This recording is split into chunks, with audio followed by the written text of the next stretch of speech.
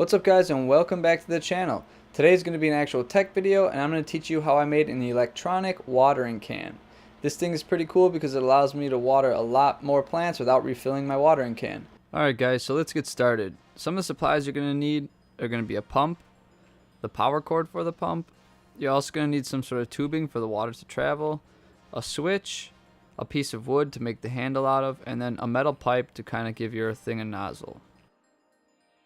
Next, I took the wood and just kind of rough cut a shape that I thought would be somewhat pleasant in the hand, and that would also allow me to fit all the... Once I got the shape designed, then I decided I'm going to cut it in half because I need to have access to the inside in order to make room for all the parts I'm going to put inside.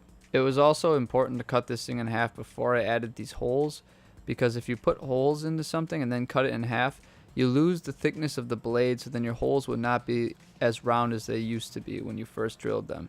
Once I got the holes in where I thought the hose would fit well, I screwed this thing together just to keep everything from moving, and then I shaped the handle some more with like a belt sander. Now this part looks actually horrible because I don't have any really good method for carving things out, so this is just the aftermath of me deciding where all the parts are going to sit on the inside. And so I carved out space for the switch, the pipes, the wires, and then where the trigger and the trigger pin and guard are going to come into play. If for whatever reason you want to make something like this, you're really going to have to kind of design it yourself just because it's such an awkward thing to create. But this is why having those two screws was so important, because it allows me to keep everything lined up really well. Once I got the handle carved out and I think I have all my parts fitting the way they should, now it's time to actually assemble things and start soldering wires. So for this project, the way I'm doing it, the switch is one of the most important parts, and you can see that this one has 3 prongs. Now, one of the prongs means it's normally closed and the other one means normally open. This is very important because this is whether you're going to be turning off the pump whenever you hit the trigger or turning on the pump whenever you hit the trigger. So in our case, because we want the water to flow whenever we pull the trigger, we're going to have to solder it to the normally open and then the COM pin. So those are the 2 pins we're going to use, because this way whenever we hit the switch, we're going to complete the circuit turning on the pump. Now I'm not sure why these prongs already have solder on them, because I made this a really long time ago, but I must have screwed something up and had to desolder the wires. As far as what kind of wire I'm using, it's just speaker wire. Make sure that the length of the wire is at least the length of your entire hose, plus probably 2 more feet just so you have some leeway. So next, with some copper wire, I made a trigger guard. Then I also made the actual trigger, and then with a small screw, or I should say a small finishing nail, I cut the head off and I made a small pin in which the trigger is going to kind of pivot off of.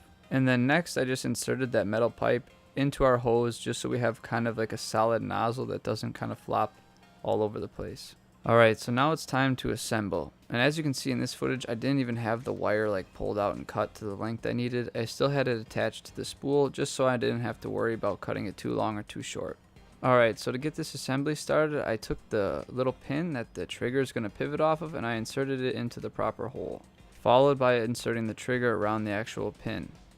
Now, this probably all looks chaotic just because of the way everything is put in here, and it did take me a long time to kind of carve out the spots for all these pieces and to line it up on both sides. It's really difficult for me to explain, and I didn't film it because of where I was doing everything. It was very tight on space. And then next I'm just going to kind of insert our switch, and that way it lines up with the trigger, so the trigger pivots off the pin and then activates the switch when you pull it. As you can see then, as we dry fit it, the trigger is pivoting off of the pin and hitting the switch, so that would activate our pump then once we have it all hooked up. So it is indeed working. Next then I inserted the trigger guard because we don't want to accidentally bump that trigger, because then it's just going to start pumping water everywhere and you would have an absolute mess. So you have to remember that with the convenience of electrically powered watering can, it can also be a nightmare because it could create quite a mess. When I made the holes for the trigger guard, I did drill them more onto one side of the piece just because I actually had like a hole that it could slide into without falling out. If I did it right on the line, the hole would be equally on both sides and then it wouldn't sit in as easy while I'm trying to assemble it. Next I'm going to try and slide in this pipe. Notice that the hole I drilled for the pipe also includes a little thicker of a hole to accommodate some of the hosing that's around the pipe. This part was a really difficult part, just getting everything to fit, just because None of this was like machined with precision. It was kind of all just kind of scraped together, and the holes aren't really perfect. The spacing that I gave all the components inside are not perfect. It's really a do-it-yourself kind of a mess on the inside. But once we close this thing up, no one has to know how terrible it looks on the inside. Once I get everything fitting the way I need it to fit, even though it really doesn't, I put some clamps on there so that way I can screw this whole thing together. I do one more check just to make sure everything's good and fitting and working correctly before I actually decide to screw it together. The true test will be when I remove these clamps, if everything holds together properly and nothing tries to squeeze its way out. And I got lucky and everything seems to work, so that's good. And now we can move on to the next step, which is going to be taking care of our hose. So first off, you should zip tie a chunk of wire towards the very start of the hose and give it kind of like an inch or two, just in case the wire gets yanked on really hard. It doesn't yank it like off of our terminals inside the handle.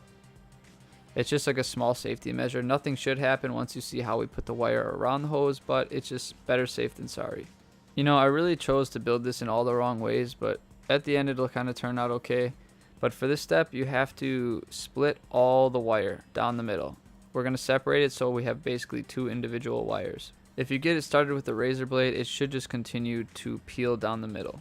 Now here's quite a time consuming part. What I did is I took the wire and then I just kept kind of crisscrossing it and wrapping it around the top and bottom of the hose to just create some sort of pattern that went down along the hose. This is why it's so important not to cut your wire too early and give yourself some extra length, because the pattern we chose to do along the hose, it's going to make the length of the wire kind of shorten up, because we're not actually following the straight length of the hose, because we're doing these extra crosses that takes up length of the wire. So you need a wire that's much longer than your hose. So if you can, it's best to maybe even like double the length or something, just to make sure that you don't run out. Because if you run out of wire, well, I guess you could patch somewhere down the middle. You can add two pieces of wire together, which wouldn't be a big deal, but still. This is kind of time consuming and it uses quite a bit of wire. You could choose different ways to do this. The reason why I chose to kind of like braid it around the hose is that way when it bends, the wire kind of bends with the hose and it doesn't bunch up, if that makes any sense. At the time, it seemed like the right thing to do, so that's just why I chose this way. Once you get to about the last 2 or 3 feet of the hose, you can stop wrapping the wire, because that's the part of the hose that's going to actually go into the water. So our wire doesn't need to continue down into that. So just leave about 2 or 3 feet of hose just without wire, because that's what's going to sit in the bucket. Just when you thought we were all done with the hose and you just finished braiding this hose, which took literally forever, we're going to add some more complexity to it, and that's going to be taking electrical tape and wrapping it really tight along the entire length of the hose and wire. This might be considered unnecessary, but I just wanted to add an extra layer of protection to my wire. That way if things start to wear out or wear through the tape, I can notice it before it gets down to the bare wire. And I think it just kind of cleans up the look and makes it look pretty cool, because if you pull the tape really tight, the pattern really starts to show through and it just kind of almost looks decorative. Make sure you do a pretty good job with this though, and overlap your tape. Like half should always be overlapping as you go down, and pull nice and tight so that way it really constricts around the wire and hose. Once you finish taping everything, it should look a lot like this, which is pretty cool. I mean, you can kind of see that like winding pattern under the tape, and I think it turned out pretty nice, at least for a do-it-yourself project. Notice that I stopped at about the 2 foot mark when there's only 2 feet left of hose, and again, that's the part that's going to be in the water, so you don't want to put tape on that part. The next part involves hooking up the pump, and now this is what's going to drive and push our water up through all the hosing. So this is why we left about 3 feet of hose without any wire, because that's what we're going to run in the bucket, and that's what the pump wire is going to be zip tied to. Again, leave a little slack at the actual pump so the wire is not taut and putting pressure on the pump. Give it like an inch or two of slack before you start zip tying it down. Do this then until the plug meets about where your wires and tape are.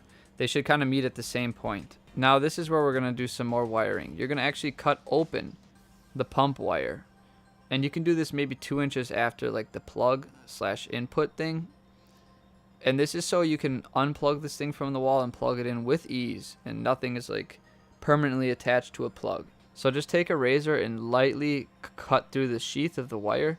Remember, you don't really want to cut through the wires underneath, although it wouldn't be the worst because we're going to be cutting one of them anyways. But just be careful and try and open the sheathing up and get access to the main 2 wires. Also, don't do it like I am, where I'm like literally pushing the razor towards my own fingers. This is dangerous and you could easily cut yourself. Once you've exposed the wires, you can take either the black or the red one. It really doesn't matter in this situation because all we're doing is breaking a circuit. There's nothing special happening, so positive or negative, it doesn't really matter. We're just breaking or starting a circuit. So just cut one of the wires in half, and then you can use a wire stripper tool to strip about 1/4 inch off of each end. Then do the same thing with your speaker wire. Just cut or strip about 1/4 inch of the plastic covering off of the wires, because we're actually going to be hooking these up to the pump wires.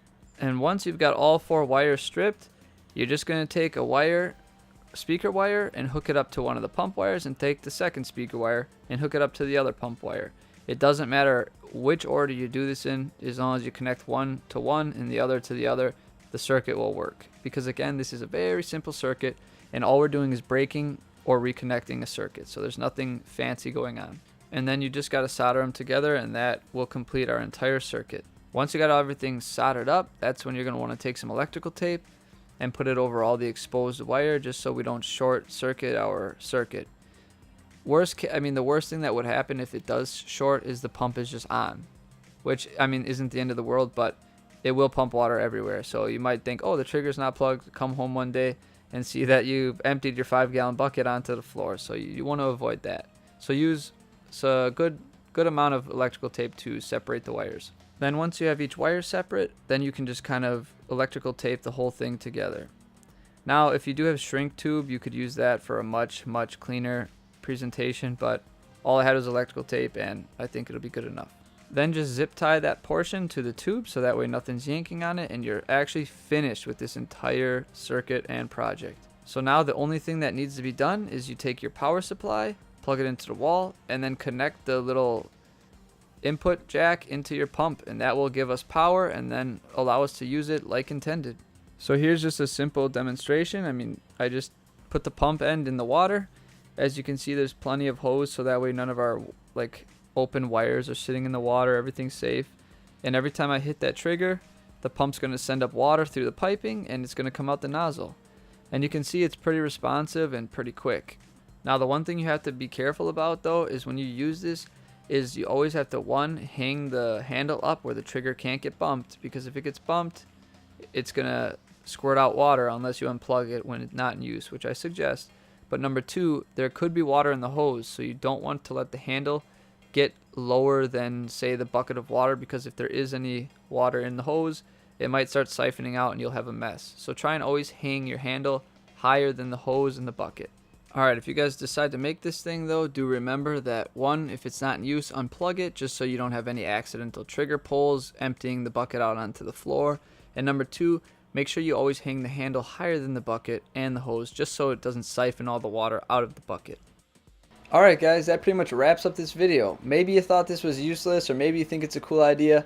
For me, I'm excited to try it just because now I can use a 5-gallon bucket and just never really run out of water, or at least not for a few days or weeks maybe. We'll see how much I burn through. But I just thought it was an interesting thing to try and build, and I had a lot of fun making it, so we'll see if it was worth it in the end. If you guys like this video, hit the like button. If you want to see more, hit the subscribe button.